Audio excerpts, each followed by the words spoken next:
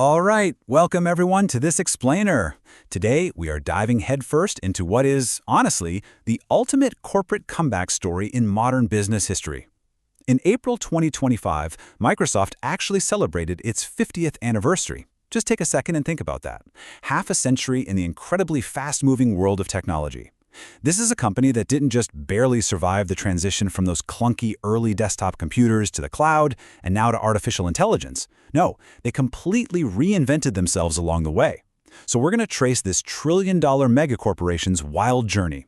We'll look at the dramatic highs, the surprisingly deep lows, and their absolutely stunning resurgence. So here's our roadmap for today. We're breaking this 50-year history into 5 distinct acts. First, the rise of a tech giant. Second, the macro monopoly era. Third, the painful Windows Phone failure. Fourth, the cloud catalyst pivot. And finally, the next act, AI. Okay, Act 1, Rise of a Tech Giant. Let's head back to the early days, leading up to their IPO. The genesis of this company is just fascinating. It's 1975. Childhood friends Bill Gates and Paul Allen read an article about the Altair 8800 microcomputer. They get inspired, develop a basic language interpreter for it, and end up selling it to a company down in Albuquerque, New Mexico, which, fun fact, became Microsoft's very first home base. By 1979, they pack up and move the whole operation to Bellevue, Washington. But the real turning point, the moment that literally altered computing history, that was the 1981 IBM deal. Microsoft provided the MS-DOS operating system for IBM's very first personal computer. But here's the absolute genius part. They kept the licensing rights. Every single IBM-compatible PC sold generated a royalty right back to Microsoft. It was a money-printing machine. By 1986, this massive wave of recurring revenue allowed them to move to their huge corporate campus in Redmond and eventually go public. Now, what's truly wild is their ownership structure right before that initial public offering. Because Microsoft generated cash so incredibly efficiently from those software licenses we just talked about, they didn't need to do what most startups do and raise round after round of venture capital. Going right into the IPO, Bill Gates and Paul Allen still own more than 75% of the company. A single venture firm, TVI, along with early employees, held the remaining minority stakes. This setup was a massive game changer. It gave the founders immense strategic control, letting them prioritize long-term product development over the constant demands of short-term investors. And that brings us to a massive historic number, $61 million. When Microsoft finally decided to go public on March 13, 1986, managed by Goldman Sachs, it was actually just to manage employee stock options rather than a desperate need for cash. Gates famously insisted on setting a lower initial price range to guarantee the offering would be a blowout success. But demand was so unbelievably hot, they priced it at $21 a share, raising $61 million. Analysts everywhere dubbed it the IPO of the year. And get this, on its very first day of trading, the stock shot up to over $27, instantly making the founders incredibly wealthy and cementing Microsoft as a public powerhouse for sure. Moving on to Act 2, the macro monopoly era. It's time to talk about the antitrust battles. So, massive success brought massive market share. By the late 1990s, Microsoft had captured an astounding 90% of the PC operating system market. I mean, they were everywhere. But this level of absolute dominance quickly caught the attention of the United States government. To understand the legal showdown that followed, we have to unpack a specific concept: bundling. This is the practice of grouping different software products together. Most notably, Microsoft started bundling their web browser, Internet Explorer, directly into the Windows operating system itself.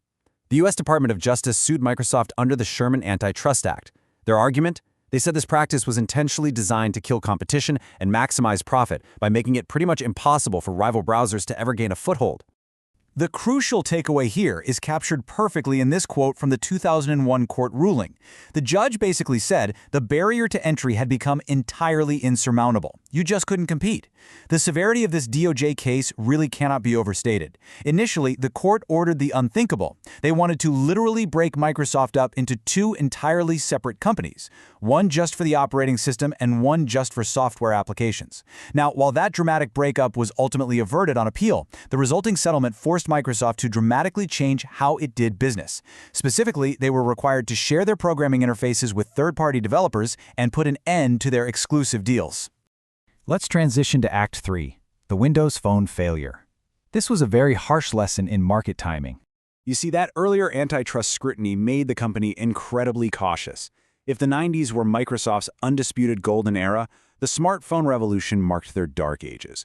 Their entire mobile strategy essentially unraveled in 3 very painful steps. Step 1, they were just flat out late to the market. When the iPhone launched in 2007, then CEO Steve Ballmer notoriously dismissed it. By the time Microsoft finally realized touchscreens were the future, Apple and Google had completely locked down the market. Step 2 was the fatal app gap. It was your classic chicken and egg problem, right? Consumers wouldn't buy a Windows phone because it lacked popular apps like Instagram and Snapchat, but developers refused to code for a platform that literally had no users. Finally, step 3, broken hardware promises. In this desperate final move to control the ecosystem, Microsoft bought Nokia's phone business for $7.2 billion, totally alienating their other hardware partners in the process. It was a massive failure that ended in a multi-billion-dollar write-down and the effective death of the platform.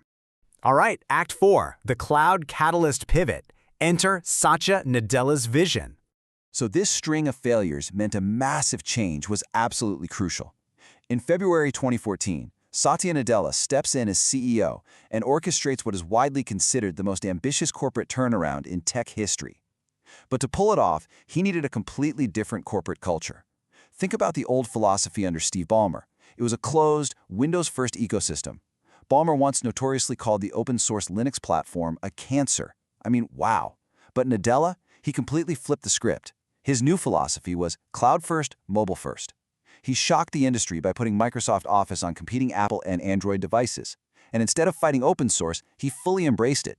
This shift was famously highlighted when Microsoft bought the developer platform GitHub for $7.5 billion and intentionally made Azure a highly hospitable environment for Linux workloads. And the financial results of this pivot? Absolutely staggering. By shifting the company's focus away from traditional one-time software licensing, like buying a CD in a box, and pivoting hard into recurring revenue through the Azure cloud platform, Nadella unlocked explosive growth. Microsoft's revenue more than tripled under his leadership, hitting nearly $282 billion by fiscal year 2025. He literally transformed a legacy software company into a modern digital platform. This pivot was a huge deal because it totally changed how you and I interact with our products today. We moved from buying software once to subscribing to seamless services running constantly in the cloud. And that brings us to Act 5, the next act, AI. Let's look at the historic OpenAI partnership. Satya Nadella realized early on that cloud computing was really just the foundation for the next defining technology of our time, and he moved aggressively to make sure Microsoft wouldn't miss this wave the way they missed mobile. The cornerstone of this brand new era? A massive, bold bet on OpenAI. A lot of people don't know this, but Microsoft and OpenAI actually began partnering way back in 2016, using Azure as the primary cloud provider. But this relationship rapidly evolved through multi-billion-dollar phases, ultimately culminating in a jaw-dropping $10 billion investment in 2023. This allowed Microsoft to deeply integrate cutting-edge AI directly into its core enterprise tools. It created entirely new products like Copilot and completely reinvented Bing. Essentially, they locked down the foundational models they needed to dominate the next decade of enterprise software. But you know, as the AI landscape matured, the partnership had to mature too. In April 2026, the two companies restructured their deal and established terms that completely reshaped enterprise AI as we know it. Let's break this down. First, Microsoft secured a 20% revenue lock. This guaranteed them financial certainty and a slice of the upside from OpenAI's explosive growth. Second, and this is a big one, they removed the risky AGI clause. That clause was tied to the creation of artificial general intelligence, which had been causing some serious governance headaches due to the massive unknown risks of a hypothetical AI that could outsmart humans across all tasks.